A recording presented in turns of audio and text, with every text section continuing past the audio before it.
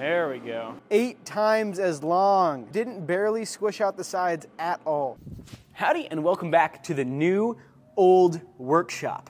And when I say new old workshop, I mean that it is Alex Steele's old workshop, but now it is the headquarters of Stelter Manufacturing Company. What we're going to be doing today is working on this beautiful piece of machinery right here. This is called a rolling mill, and the reason why it's called a rolling mill is because it's a mill that rolls stuff. It is used to draw out and bring a high level of consistency to metal bar stock, whether that's steel or precious metals. This particular machine is Italian, which is why it has horses on it, maybe. And it originally was bought by a precious metals refinery in Florida, and then I bought it from the guy that bought it from them. Now, the way that this rolling mill works, the place that you interact with it is over here. This is the hand wheel that controls how far apart the rollers sit, and then these big rolling things right here are the rollers themselves, and you feed the material in between the two rollers, and it squishes the material to whatever the thickness is between the rollers. And it doesn't squish it out to the side width-wise, it does squish it down thickness-wise. So if you feed in a piece of 1/2 inch thick by 2 inch wide material, and the rollers are sitting a 1/4 inch apart, it will come out at 2 inches wide, but a 1/4 inch thick across the entire length of it, which is very, very cool. The way that it achieves that is by sending power via a couple of V-belts from the 7.5 horsepower motor down below up into this big gearbox right here. This gearbox has 2 outlets on it. It has the bottom one, which is fixed. It doesn't move at all, just a fixed linkage to the bottom roller, and then a variable linkage using some sort of scientifical looking doodad up here, and that allows power to be transmitted to the top roller, but it can move up and down, because if it couldn't move up and down, then you'd have a very, very, very specific rolling mill. Probably it has its place, but not here. Here we need to have some variability. And then you raise the rollers up and down with this, and Bob's your uncle, you roll out your material. This thing can do forward and backwards. Unfortunately, the buttons are broken. And there's a bunch of complicated electronics that we're feeding to an automatic oiler system that was stolen off of it or something like that. And so we don't have the automatic oiler system. That's all right though, we can hand oil all of the important parts. And we're gonna bypass all of these controls and all of that junk and just move it to having a variable frequency drive, which will allow us to not only control the speed, but it'll allow us to hook up a foot pedal to it so we can hold it down and feed material through. And we can actually feed it backwards as well with a backward feeding function on the VFD. There's a couple of things that we need to do before it's going to be ready to get put to work. For one thing, it looks like the feed trays that sit at the front and back and go up to the rollers have been stolen, which is no good. So we're going to have to fabricate a couple of new ones. We will either do that in-house here, or we will see if we can have a buddy that has a laser and a press brake build them. The other thing that we need to do is adjust something here on the top of the bearings of the roller. And that is, right now, there is a little bit of slop between the roller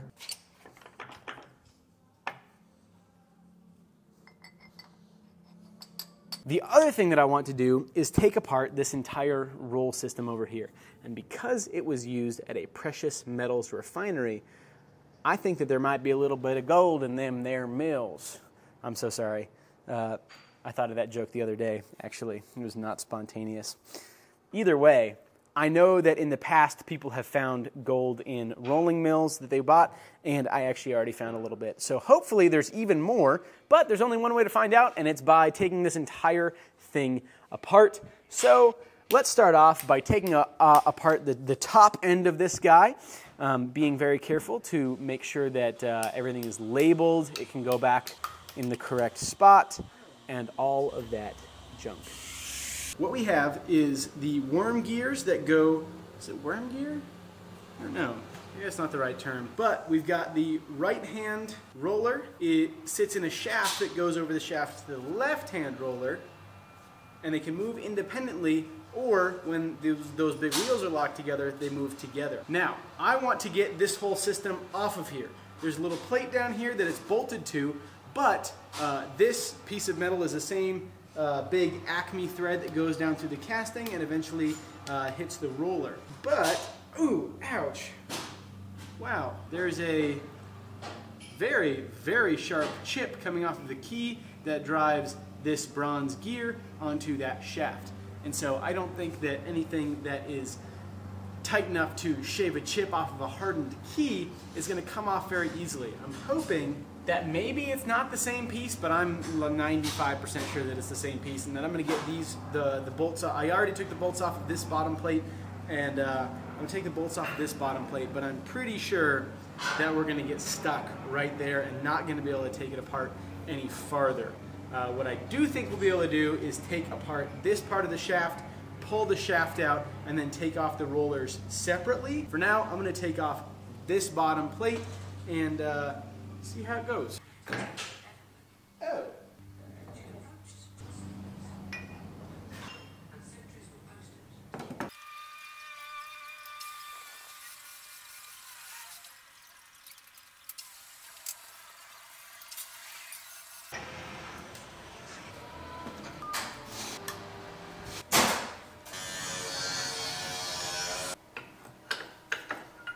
There we go. We need to interrupt really quick to talk about today's sponsor.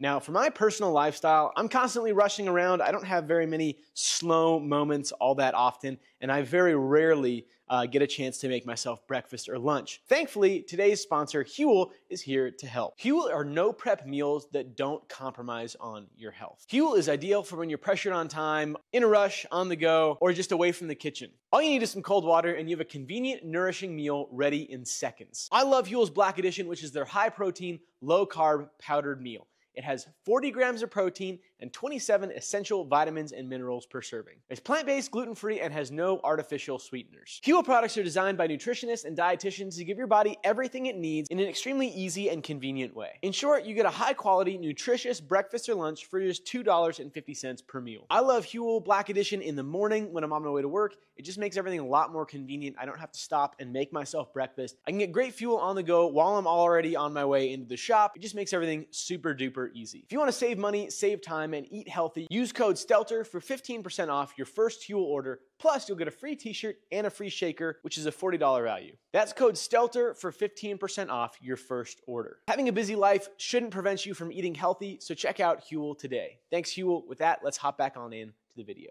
Okay, now here's the deal. I don't think that I'm going to take it any farther apart than this. For one thing, I can see that there's no gold crushed around in there. There may be some on this side. I found a couple of slivers of something down there. Maybe it's gold, probably it's not. Either way, I don't think there's enough in there that's going to be like worth digging into. So I'm just going to slide this back on. I need to turn down a couple of pieces of steel to sit right in here. These ones I stole off of the other rolling mill that I got that I didn't show you guys. I think the ones that we need for this machine need to be a little bit taller, so all it has to be is just a puck of steel with a little nub hanging off of it, but taller than this. And it's what the bottom of the Acme thread contacts, and since these ones aren't tall enough, these bottom out and tighten all the way. This is what tightens the top part of the guide on the tenon of the roller to the bottom part, because this part right here is threaded. These holes are threaded. Those tighten down all the way before we are able to make contact with the screw, which leads to some slop, and that's no good. So we'll make new pieces for that and then put everything back together, and then it'll be ready to rock and roll. I'm going to use some 4340 for that. Those are about a ½ inch thick. Let's see, what do you want to bet they're 1 centimeter thick? A little over a centimeter, about a ½ inch thick. We're going to do 1 inch thick, and that should give us plenty of not only material to face it off to make sure that they're flat, but then also enough room for them to contact our thingamajig.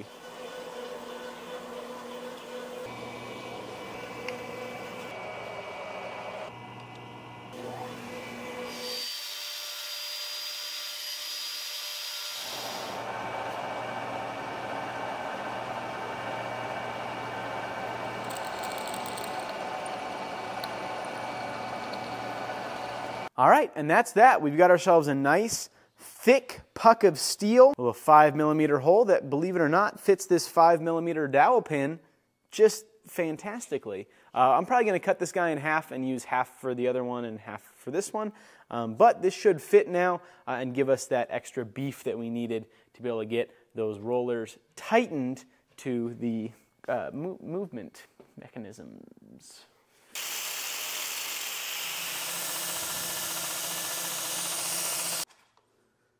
The dowel pin's too long. That's an easy fix. Look at that.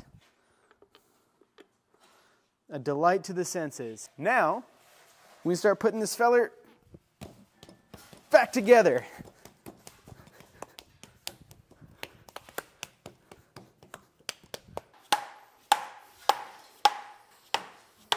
Now we can add back on all of these fellers. Time to lower these fellers down. I don't know why I raised them up so high. And now we spend the rest of our whole lives spinning these little bolts by hand. Literally, it's going to take forever. Now we can put our drive system back on. So now we need to attach the 8 Allen head cap screws back in the bottom. And then we need to realign this. Then we need to put our plates on the front and back on. Then we'll figure it out from there. So here's what's cool. This little hex drive right here is what controls the left-hand roller side. And these little keys right here are what control the right-hand roller side. So one of the wheels has the hex, the other one has the keys, and then together, when they match with these teeth, you can turn them both at the same time. That is very, very smart. I'm going to go ahead and throw these on there.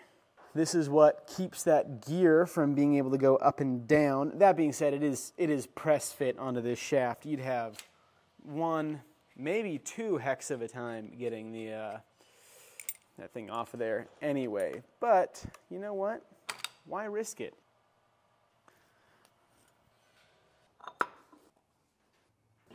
All right, shall we turn it on and see? Amazing. Let's feed.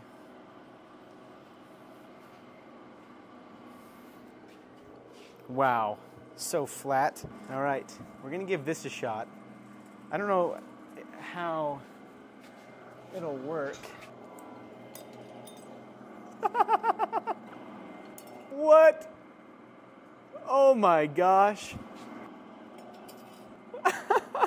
Sorry, Isaiah, about your quarter. It's not, It's honestly worth more of that. What in the world? Look at that. That is 1, 2, 3, 4, 5, 6, 7, 8 times as long. And look at how it didn't barely squish out the sides at all. For that much length that it gained, the fact that it's only like a 1/16 of an inch wider is amazing.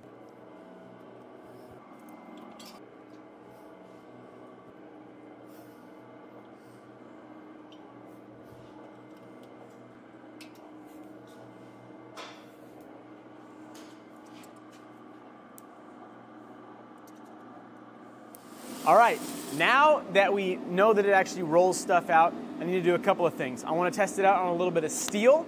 I want to see how much width I'm rolling into it. I have a feeling that if I feed it in perfectly straight, it'll be all right. And the reason why those quarters got a little bit wider is if you feed it in at a little bit of an angle, then it's going to stretch it out at a little bit of an angle. So we will be able to check how square the end stays. We'll check how wide it stays, and then we'll be able to check how long it gets. So first things first is getting the rollers up to about this thick, and then we'll do a couple turns to bring it down to make it a little bit thinner. So let's get these rollers sized. Then I'm going to swap 2 of the leads on the 3-phase cable that leads into it so that it's feeding the other direction. I want to feed from this direction, then we'll get it going. Okay, so there we are at the right thickness between the rollers. Now we're going to lower it down. I'm pretty sure this is millimeters. 0.3 millimeters, is that what it's saying? Un gyro del disco. All right, so this piece is a 1/2 inch thick, or 2 inches and 20 thou wide, and 402 long. Let's get the thing heating up and see what we did with 10 cranks of the roller. Ready? I'm rolling.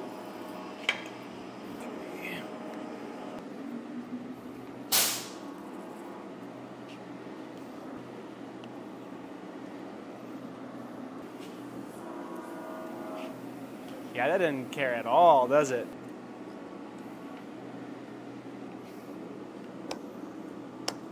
Yeah.